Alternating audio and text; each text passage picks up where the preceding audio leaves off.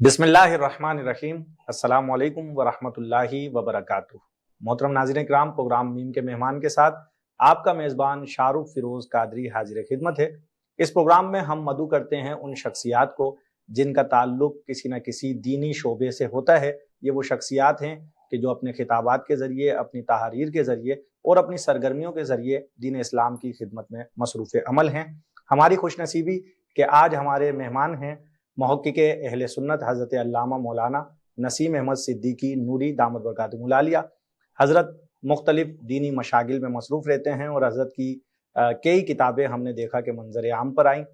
آج حضرت سے گفتگو کی جا رہی ہے، آئیے گفتگو کا آغاز کرتے ہیں۔ السلام علیکم حضرت صاحب۔ وعلیکم السلام ورحمۃ اللہ تعالی وبرکاتہ۔ حضرت خیریت سے ہیں آپ؟ جی الحمدللہ، اللہ کا، اس کے حبیب پاک صلی اللہ علیہ وسلم کا بڑا کرم۔ حضرت پہلے تو بہت شکریہ، آپ نے ہمارے پروگرام کے لیے وقت نکالا۔ اس کے ساتھ ہی میں عرض کروں گا کہ آپ نے جو آپ کی مصروفیات مختلف دینی تنظیمات میں رہی اور ان تنظیمات میں جو آپ نے وقت گزارا، اس کے ساتھ ہی جو آپ کا تعلیمی سلسلہ رہا، ان سے متعلق کچھ ارشاد فرمائیے گا۔ بسم اللہ الرحمن الرحیم، الصلاۃ والسلام علیک یا رسول اللہ وعلی آلک واصحابک یا خاتم النبیین۔ جی بہت شکریہ کہ آپ نے مجھے یہاں موقع دیا اور کچھ اظہار خیال کے لیے بلا لیا تاکہ ہم اپنے بزرگوں کا ذکر کریں اور جنہیں یاد کریں انہی کے صدقے میں ہم بھی بعد میں یاد کیے جائیں، تو اسی طرح داستانیں آگے بڑھتی ہیں۔ تو میں عرض کروں، آپ نے جو سوال کیا ہے کہ میں نے تعلیمی ماحول جو اپنا پہلے پایا شروع میں، جیسے بچپن سے ہوتا ہے، تو والدین نے مجھے بھی ایک انگلش میڈیم اسکول میں داخل کرایا تھا۔ جی پھر اس کے بعد وہاں سے پھر میں ایک پیلے اسکول میں ماضی میں جس طرح ہوتے تھے تو وہاں پڑھتا رہا، کبھی ٹیوشن وغیرہ نہیں پڑھی۔ اور تقریباً میں جب 1974 میں میٹرک میں تھا تو 10ویں جماعت میں، تو اس زمانے میں یہ ناموس رسالت صلی اللہ تعالی علیہ وآلہ وسلم کے حوالے سے، یعنی عقیدہ ختم نبوت پر اسمبلی میں بحث ہو رہی تھی، معاملات چل رہے تھے اور اسٹریٹ پاور کا مظاہرہ ہو رہا تھا۔ میرا تعلق انجمن طلبہ اسلام سے تھا، تو اسی موقع پر جو ہے میری گرفتاری عمل میں آ گئی تھی۔ حاجی حنیف طیب صاحب بھی، حافظ محمد تقی شہید۔ میری عمر اس وقت 14 برس کی تھی۔ گرفتاری جب ہوئی ختم نبوت کے جی میری داڑھی کا ایک بال تھا اور مجھے بڑا یہ اعزاز حاصل رہا کہ میں 22 دن پیپری جیل میں، جس کو بچہ جیل کہتے ہیں، وہاں رہا اور میں نے وہاں جمعہ بھی پڑھایا اور میں نے 5 وقت نماز بھی پڑھائی۔ ارے ماشاءاللہ ماشاءاللہ۔ تو خیر، تو اس کی وجہ سے ایک دم کیریئر کٹ بیک ہو گیا میرا، یعنی وہ پھر ماحول نہیں بنا، تو دلچسپی ختم ہو گئی اسکول جانے آنے سے۔ تو میں نے کہا کہ میں مدرسے میں دارالعلوم میں پڑھوں گا، اور اس اعتبار سے میں نے دارالعلوم مجددیہ نعیمیہ ملیر میں وہاں داخلہ لیا، مفتی عبداللہ نعیمی صاحب رحمۃ اللہ تعالی علیہ کے یہاں۔ پھر مفتی عبداللہ نعیمی صاحب نے میری صلاحیتوں کو دیکھ کر کے انہوں نے بات کی کسی سے کہ بھئی ان کو جو ہے نا، جہاں اردو اسپیکنگ ہیں تو وہاں ان کو داخل کرایا جائے۔ ہمارے یہاں تو زیادہ تر سندھی اور بلوچ وہاں بلوچ بچے ہیں، اساتذہ بھی وہی ہیں۔ تو پھر اس طرح سے میں وہاں سے دارالعلوم نعیمیہ کراچی پہنچا۔ مفتی سید شجاعت علی قادری صاحب رحمت اللہ تعالی علیہ، جو شریعت کورٹ میں جسٹس رہے، نہیں یہ ہاں ایف بی ایریا، اس کو ایوب منزل اور دستگیر سوسائٹی بھی کہتے ہیں۔ اور اس کو یہاں یعنی بلدیہ میں گلستان مصطفیٰ کا نام دیا گیا تھا، لیکن افسوس کہ ہمارے لوگ آج بھی ایم اے جناح روڈ نہیں کہتے، بندر روڈ کہتے ہیں، ہے نا، اور آج بھی ہمارے لوگ نشتر روڈ نہیں کہتے، لارنس روڈ کہتے ہیں۔ تو اسی طریقے سے اس کا نام گلستان مصطفیٰ فیڈل بی ایریا کی جگہ رکھا گیا، لیکن اس نام سے کوئی نہیں پکارتا اس کو۔ بہرحال تو یوں میرا یہاں آنا ہو گیا، اور یہیں سے پھر میں وقت لے کر کے تقریباً ہر ایک دن کے بعد آلٹرنیٹ ڈے میں حضرت علامہ عبد المصطفیٰ الازہری صاحب رحمۃ اللہ تعالی علیہ کہ یہاں امجدیہ پہنچا کرتا تھا۔ تو اس طرح میرا جو ہے دورہ حدیث جو ہے وہ دونوں جگہ مکمل ہوا، دارالعلوم امجدیہ میں بھی الحمدللہ اور دارالعلوم نعیمیہ میں حضرت علامہ مفتی سید شجاعت علی قادری صاحب رحمۃ اللہ تعالی علیہ۔ ماشاءاللہ ماشاءاللہ۔ اور یہ دونوں بزرگوں سے بڑا فیض پہنچا، اور دوسرے یہ کہ ان کے علم میں یہ بات ہے کہ میں انجمن طلبہ اسلام سے تربیت لے کر کے یہاں تک پہنچا ہوں، جی جی اور جمعیت علماء پاکستان میں بھی کام کرتا ہوں، جماعت اہل سنت میں بھی کام کرتا ہوں، جی جی تو وہ ان کی بڑی مہربانیاں ہوتی تھی، اور یہ بہت چاہتے تھے، بڑی محبت کرتے تھے، اس کا اظہار بھی کرتے تھے میرے ساتھ۔ ماشاءاللہ ماشاءاللہ۔ حضرت دیگر جو تنظیمات کے حوالے سے آپ نے ارشاد فرمایا، ان میں جو وقت گزرا اس کے حوالے سے ارشاد فرمائیے گا، JUP میں، جماعت جی ہاں، اہل سنت میں۔ دیکھیں انجمن طلبہ اسلام تو ہماری بنیادی جی جماعت ہے کہ ہم نے وہاں سے بولنا سیکھا، جی جی اور ہمیں وہاں سے پتہ چلا کہ کس طریقے سے ایک نظم کے ساتھ جی جی جی اور قاعدے اور ضابطے کے ساتھ زندگی گزاری جاتی ہے۔ یہ ہم نے کتابوں میں بعد میں پڑھا، وَبِالْوَالِدَيْنِ احسانہ کی تفسیر بعد میں پڑھی، لیکن انجمن طلبہ اسلام نے پہلی سکھا دیا تھا کہ والدین کے ساتھ حسن سلوک کرنا ہے۔ کیا بات تو اس اعتبار سے میں انجمن طلبہ اسلام کو اپنا مرہون منت کہوں گا جی جی کہ ان کی وجہ سے مجھے بہت ساری چیزیں سیکھنے کو طلبہ ملی۔ ہیں آج کل یونیورسٹیز کے، کالجز کے، تو وہ اکثر یہ بات کہتے سنائی دیتے ہیں جو ہمارے ATI سے منسلک لوگ ہیں، کہ ATI تربیت گاہ ہے، ہاں جی ہاں، طلبہ اسلام ایک تربیت گاہ بے ہے۔ شک، اس میں کوئی شک نہیں، کیونکہ اس زمانے میں ہمارے ساتھ ساتھ جو لوگ رہے اور طلبہ تنظیم کو چلاتے رہے، بڑے اچھے لوگ، اور انہوں نے پھر آگے چل کر کے بڑا یعنی نام بھی کمایا، اور حاجی حنیف طیب صاحب اور حافظ محمد تقی شہید، احمد عبدالشکور جی جی منشی رحمۃ اللہ علیہ، منشی صاحب، یہ بھی ہمارے ساتھ ہوتے تھے۔ جی اسی طریقے سے اور بہت سارے احباب، پنجاب کے کافی احباب جو بعد میں شہید ہوئے، ابھی پروفیسر طفیل سالک صاحب کا انتقال ہوا پنجاب میں، جی بڑے پروفیسر بھی رہے، اور یہ ایسے ہمارے یعنی بلکہ دنیا سنیت کے محسن رہے ہیں کہ جس زمانے میں پنجاب یونیورسٹی میں اسلامی جمعیت طلبہ کے لڑکے نعرے لگاتے تھے کہ سیدی مرشدی مودودی مودودی، تو انہوں نے نعرہ دیا تھا کہ سیدی مرشدی یا نبی یا نبی، کیا بات ہے، کیا بات ہے، غلام ہے رسول کے غلام ہے۔ ماشاءاللہ یہ ماشاءاللہ۔ پروفیسر طفیل سالک جی صاحب کا جی جی ہمارے اوپر احسان ہے بہت۔ حضرت جماعت اہل سنت پاکستان کے حوالے سے آپ کی جو سرگرمیاں رہیں، جو وقت گزرا، اس کے حوالے سے کچھ ارشاد فرمائیے گا۔ جماعت اہل سنت پاکستان ماشاءاللہ سنی تنظیمات کی یعنی ماں ہے، اور اسی لیے مادر سنی تنظیمات کہا جاتا ہے، اور اس کے جو صدر محترم تھے غزالی زماں راضی دورہ حضرت علامہ سید احمد سعید شاہ صاحب کاظمی رحمۃ اللہ علیہ، اور ان سے پہلے خطیب پاکستان مولانا شفیع اکاڑوی صاحب رحمۃ اللہ علیہ تھے۔ پھر ناظم اعلیٰ اس کے مرکزی وہ حضرت علامہ سید سعادت علی قادری صاحب رحمۃ اللہ تعالیٰ علیہ تھے۔ پھر علامہ سید سعادت علی قادری صاحب ہالینڈ چلے گئے تھے، تو ان کی جگہ پر پھر اس کے مرکزی ناظم اعلیٰ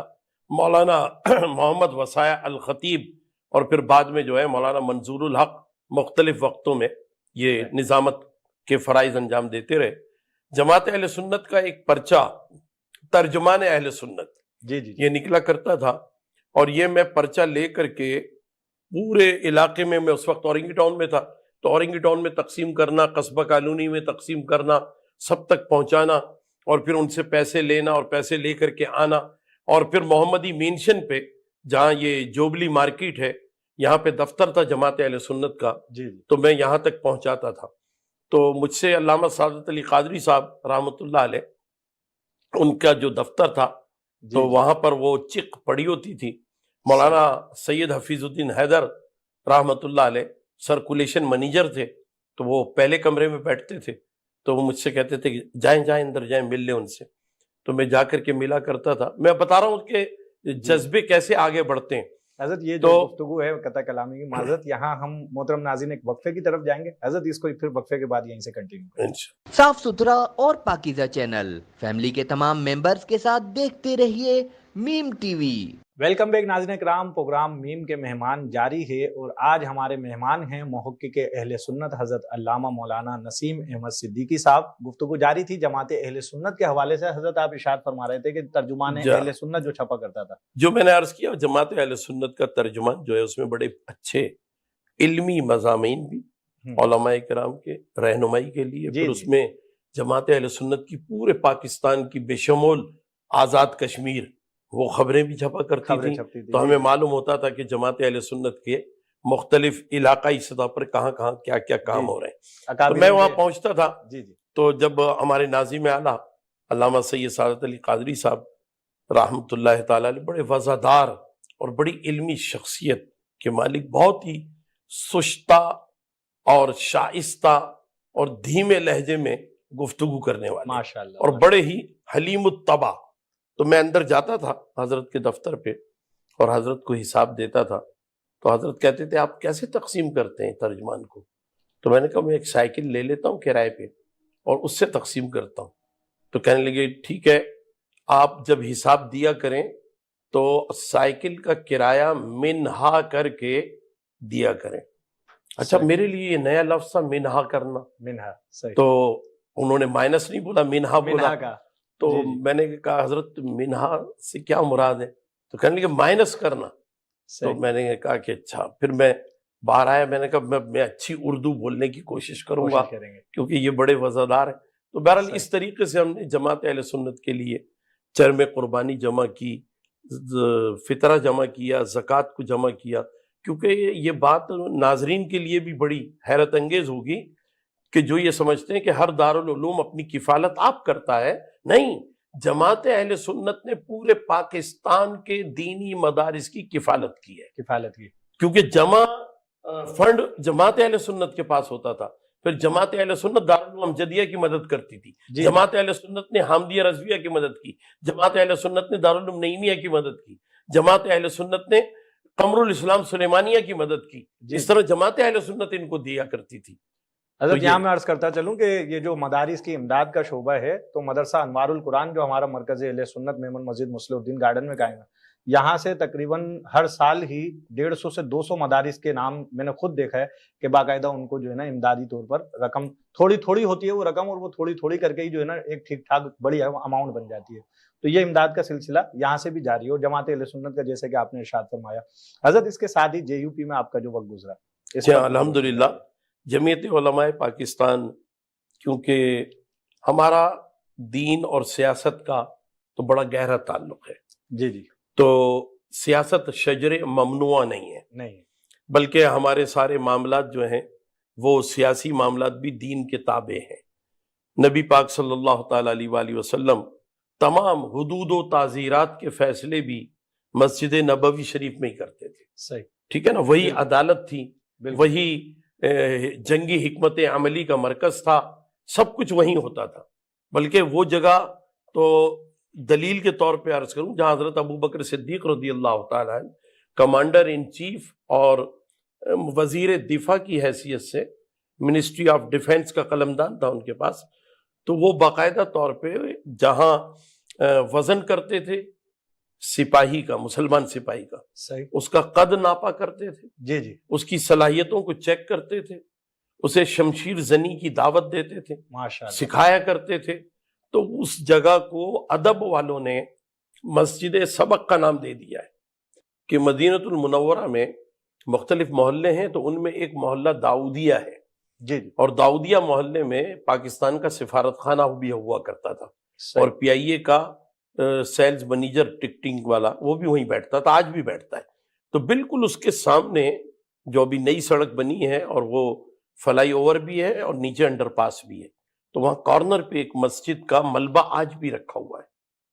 اچھا، وہ منہدم ملبہ، یہ صحیح، مسجد سبق ہے، اور یہ اسلام کا پہلا باڈی فٹنس کلب بھی ہے، یہ صحیح، پہلا اسلام کا جو ہے جم ہے جو حضرت ابوبکر صدیق رضی اللہ تعالیٰ عنہ نے بنایا تھا۔ ماشاءاللہ، تو بہرحال اس اعتبار سے ہمیں مطلب یہ بات سمجھنی چاہیے کہ سارے فیصلے جب نبی پاک صلی اللہ علیہ وآلہ وسلم مسجد نبوی شریف میں فرماتے تھے، بدر و حنین کے بھی، تو ہماری سیاست جو ہے وہ دین کے ساتھ جڑی ہوئی ہے، اس سے الگ نہیں ہے، الگ نہیں ہے نا؟ شاعر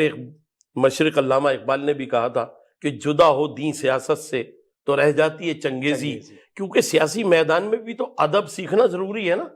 کہ بھئی سیاست کیسے کرنی ہے۔ اگر سیاست کرنے میں بھی آزاد ہو جائیں تو پھر تو چنگیز اور ہلاکو بن جائیں گے، کہ کس کو مارنا ہے کس کو نہیں مارنا ہے۔ وہ درختوں کو بھی جلا دیتے تھے، ہے نا، عمارتوں کو بھی گرا دیتے تھے، کسی کی عبادت گاہ کی پرواہ بھی نہیں کرتے تھے۔ تو اس لیے اللہ سبحانہ و تعالیٰ عز و جل نے دین کے تحت سیاست کو رکھا تاکہ ہم ہر شعبے میں ادب کے ساتھ اور اس کے جو پروٹوکول ہے، اس کے تقاضے ہیں، اس کے ساتھ ہم زندگی گزاریں۔ تو اس لیے جمعیت علماء پاکستان سے میری بڑی وابستگی، محبت رہی، آج بھی اس سے محبت ہے۔ اور زمانے میں قائد اہل سنت مولانا شاہ احمد نورانی صاحب رحمۃ اللہ تعالی علیہ وہ اس کے صدر تھے، اور جنرل سیکریٹری جو ہیں وہ مرد مومن، مرد غازی حضرت علامہ عبدالستار خان نیازی رحمۃ اللہ تعالی علیہ، جنہوں نے 53 میں بھی بڑا کردار ادا کیا تھا عقیدہ ختم نبوت کی حفاظت و پاسبانی کے لیے، اور سزائے موت کا مرحلہ ان کے ساتھ رہا، اور پھر وہ اس سے اللہ نے ان کو زندگی دینی تھی تو مفتی اعظم فلسطین امین الحسینی صاحب کی مداخلت پر ان کی رہائی عمل میں آئی تھی۔ صحیح، ماشاءاللہ، ورنہ وہ سزائے موت کے لیے بالکل تیار ہو گئے تھے۔ جی تو یہ تمام باتیں، تو میں جمعیت علماء پاکستان میں رہا، ہمارا ایک خادم کا کارڈ ہوتا تھا کہ بھئی جمعیت علماء پاکستان کے خادم ہیں۔ دوسری جماعتیں کارکن کا کارڈ بناتی ہیں یا ورکر کارڈ بناتی ہیں، لیکن جمعیت علماء پاکستان نام تھا نا، تو علماء کا نام آ جانے کی وجہ سے ہم کارکنان خادم کہلاتے تھے، تو خادم کا کارڈ ہوتا تھا باقاعدہ، اور یہ کارڈ سب کے لیے تھا۔ میں جب پکا قلعہ حیدرآباد میں کنونشن تھا ہمارا کارکنوں کا، تو میں نے دیکھا، میں وہاں بیٹھا ہوا تھا، تو مولانا خدا بخش اظہر رحمۃ اللہ علیہ شجاباد والے، تو ان کے بیٹے اقبال اظہری بھی میرے ساتھ بیٹھے ہوئے تھے، ATI میں تھے، اقبال اظہری صاحب کا بھی انتقال ہو گیا، تو نورانی میاں آ رہے تھے سامنے سے جیپ پر، تو وہ جو اندر داخلے کا راستہ ہے نا، ذرا چڑھائی کا راستہ ہے، تو تھوڑی سی چڑھائی پر جیپ چڑھی، وہ رکی اور وہ اتر کر کے کاؤنٹر پہ آئے، تو ہم لوگ کھڑے ہو گئے، تو جیب سے انہوں نے اپنی جبے کی جیب سے وہ نکالا کارڈ، کہنے لگے پہلے کارڈ چیک کیجئے پھر مجھے اندر جانے کی اجازت دی۔ کیا بات ہے، کیا بات ہے۔ تو یہ ڈسپلن دیکھ کر کے جو ہے نا کہ ہمارے بڑوں کی وزاداری، ان کا معاملہ ایسا ہوتا تھا، تو ماشاءاللہ، تو اس طریقے سے ہم نے سیکھا ہے بزرگوں سے۔ یہ حقیقت ہے، وہ تو پھر پتہ نہیں بعد میں نظر لگ گئی، اور کہنا چاہیے کہ شیطان کے مکر فریب ساتھ ساتھ چلتے رہے، جس کی وجہ سے اہل سنت وہ تقسیم در تقسیم کا شکار ہو گئے۔ ورنہ حقیقت یہی ہے کہ جمعیت علماء پاکستان نے بھی سکھایا، سمجھایا، اور جو یعنی کسی قابل نہیں تھے ان کو قابل بھی بنا دیا۔ کیا بات ہے نا، تو بڑے بڑے یعنی معاملات میں ماشاءاللہ ہم لوگ بولا کرتے تھے، گفتگو کرتے تھے۔ جب 1977 کی تحریک چلی ہے، ہے نا، تحریک نظام مصطفیٰ، تو یہ میرے لیے تو بڑے اعزاز کی بات تھی کہ میں جلسے میں کمپیرنگ کرتا تھا، اور کمپیرنگ سے پہلے جو ہے میں مولانا نورانی کے لیے جو منقبت لکھی گئی تھی نا، ایک نظم کہ نورانی تو ہے دین محمد کی آبرو، تیرے حسن و جمال کا چرچا ہے چاہر سو، دنیا میں کر دیا ہے جمعیت کو سرخرو، للکار سن کے تیری ہراساں ہوا عدو، اور کیا نام ہے صدیق اکبر ثانی، میرے شاہ نورانی، میرے شاہ نورانی۔ تو اس طریقے سے گفتگو ہوتی تھی، تو بڑا وہ ماحول، ایک بڑا اچھا ماحول بنا ہوا تھا۔ گھر سے بھی اجازت تھی الحمدللہ، ایسا نہیں تھا کہ گھر والوں نے ہمیں دبوچ کے رکھا ہو، نہیں، گھر والے بھی خوش دلی سے اجازت دیتے تھے کہ یہ کام ہو رہا ہے تو نیک کام ہو رہا ہے، دین کا کام ہے، ظاہر نیک کام کے لیے گھر والے بھی خوش دلی سے اجازت دیا کرتے تھے۔ محترم ناظرین، ہمارے ساتھ موجود ہیں علامہ نسیم احمد صدیقی صاحب، گفتگو جاری رہے گی ایک وقفے کے بعد۔ مستند و دینی معلومات پر مبنی انوکھے اور منفرد پروگرام لاتا ہے آپ اور آپ کی فیملی کے لیے آپ کا اپنا میم ٹی وی۔ ویلکم بیک ناظرین کرام، پروگرام میم کے مہمان جاری ہے، اور آج ہمارے مہمان ہیں محقق اہل سنت حضرت علامہ مولانا نسیم احمد صدیقی صاحب۔ وقفے سے پہلے بھی حضرت سے گفتگو جاری تھی، مختلف تنظیمات سے وابستگی کے حوالے سے حضرت ارشاد فرما رہے تھے۔ ساتھ ہی حضرت آپ نے ارشاد فرمایا کہ دارالعلوم نعیمیہ میں آپ کا جو تعلیمی سلسلہ رہا، اس میں حضرت علامہ مولانا سید شجاعت علی قادری صاحب رحمۃ اللہ تعالی علیہ، ان سے جو آپ کا تعلیمی سلسلہ رہا اس کے حوالے سے، اور حضرت کی پھر تدریس کا انداز کیسا ہے، اس کے حوالے سے ارشاد فرمائیے گا۔ بسم اللہ الرحمن الرحیم۔ دارالعلوم نعیمیہ میں تقریباً تمام اساتذہ بڑے محنتی، اور تمام طلبہ کے ساتھ ان کے بڑے اچھے تعلقات رہے، اور بہت محنت اور تندہی کے ساتھ اور للہیت کی بنیاد پہ پڑھاتے تھے۔ لیکن میرا کیونکہ زیادہ تعلق جو ہے وہ ابتدائی کتابوں کے حوالے سے حضرت علامہ مولانا عبد المنعم ہزاروی رحمۃ اللہ علیہ، ان کا انتقال ہو گیا، اور حضرت مولانا شاہ حسین گردیزی صاحب ان سے رہا، اور پھر حضرت علامہ مولانا مفتی اطہر نعیمی صاحب جی جی مقدس اللہ علی ان سے رہا، اور پھر حضرت علامہ مولانا مفتی سید شجاعت علی قادری صاحب رحمۃ اللہ تعالی علیہ۔ حضرت بھی بڑے اپنے بڑے بھائی علامہ سعادت علی صاحب کی طرح جی حلیم الطبع اور بہت ہی دھیمے لہجے میں بات کرنے والے، ماشاء بات کو سمجھنے والے، اور یعنی دو جملوں میں مشکل سے مشکل بات کو سمجھا دیا کرتے تھے۔ کیا بات ہے، کیا بات ہے۔ اور ان کے یہاں حضرت کی محبت کی وجہ سے میرا تو حضرت کے گھر میں بھی آنا جانا تھا، تو حضرت کبھی کبھی بڑی شفقت فرماتے تھے اور کہتے تھے کہ بکرے کے پائے بنے ہیں، ماشاء اللہ تو ماشاء اللہ، گھر پہ آ کے دوپہر کا کھانا کھا لینا۔ کیا بات ہے، تو میں چلا جاتا تھا، میرے ساتھ مفتی یاسین نعیمی صاحب وہ صحیح بھی حیات ہیں، یہیں گلشن اقبال میں ہوتے ہیں، صحیح، گلشن جمال میں، تو ہم دونوں چلے جاتے تھے۔ ماشاء اللہ، تو ہم دونوں بڑا اچھا لب و لہجہ اور بہت ہی اعلیٰ درجے کی نستعلیق لکھنوی کی ٹکسالی زبان میں، اردو میں بات کیا کرتے جی تھے۔ جی، تو حضرت بہت مسکراتے تھے، ہنستے تھے، کیا بات، پھر کہتے تھے کہ اس کو تقریر کا حصہ بناؤ، صحیح، اسی گفتگو کو، گفتگو کو، ہاں، اس انداز کو، اس گفتگو انداز کو، کو، اور پھر شائستگی کو، جیسے غزالی زماں حضرت علامہ سید احمد سعید شاہ صاحب کاظمی رحمۃ اللہ تعالی علیہ گفتگو فرماتے تھے،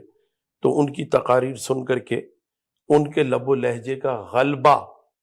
ہمارے لب و لہجے پر بھی آیا، ماشاء تو اللہ ہم بھی جمعے میں جو تقریر وغیرہ کرتے تھے ماشاء تو اللہ، اسی انداز میں کرتے تھے۔ اور حضرت علامہ مفتی سید شجاعت علی قادری صاحب رحمۃ اللہ تعالی علیہ جب رحمانیہ مسجد لیاقت آباد سپر مارکیٹ کے بیک سائڈ پر وہاں جاتے تھے جمعے کی تقریر کے لیے، تو کبھی کبھی مجھے بھی ساتھ لے لیا کرتے تھے۔ اس زمانے میں نے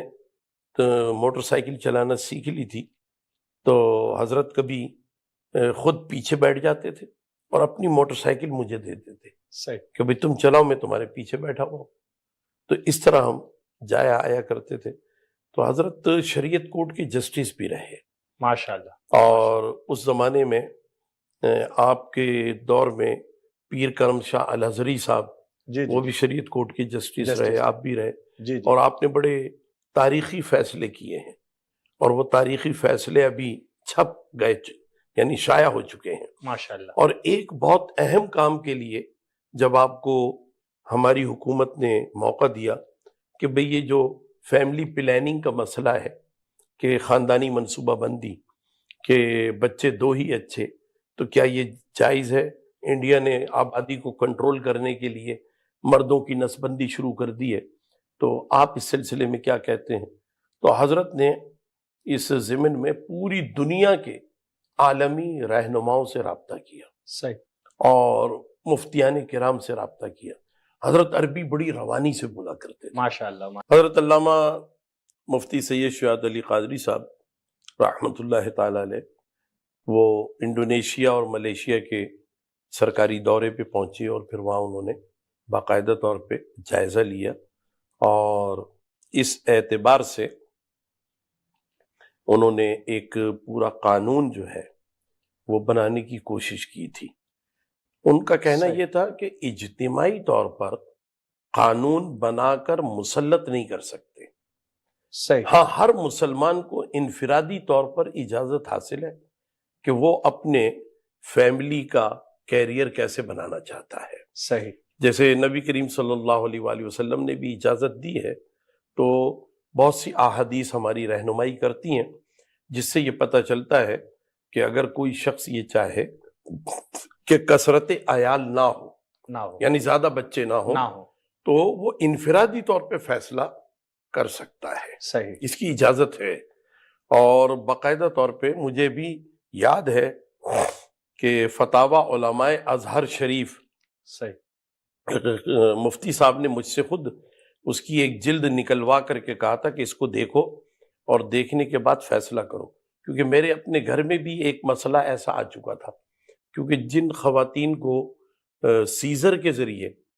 یعنی آپریشن کے ذریعے بچے ہوتے ہیں جی جی تو وہ زیادہ سیزر نہیں ہو سکتے، صحیح، وہ برداشت نہیں کر سکتی۔ نہیں کر سکتی۔ تو میرے ساتھ بھی ایسا معاملہ، ایسا موڑ آیا، تو قاری صاحب نے کہا، وہ مفتی صاحب نے فرمایا کہ دیکھو، میں نے وہ عبارت پڑھی، کہنے لگے کیا سمجھے؟